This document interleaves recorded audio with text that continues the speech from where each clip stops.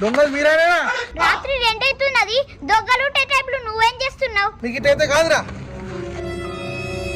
ఇప్పుడు చెప్పుండ్రా, మీరు ఎంత మంది ఉన్నారు, ఏం దొంగదని వచ్చారు?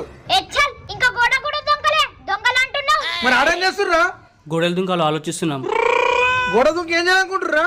ఏముంది భయ్యా, ఈజీగుంటే అడ్డుకి మళ్ళీ ఇటు దుంకుతుండే. మరి తమాషా చేస్తుర్రా? అసలు ఇల్లు ఎవరో తెలుసా? మా ఇల్లు మేము దుక్కుతున్నాం. ఏమంటారా సాయ్?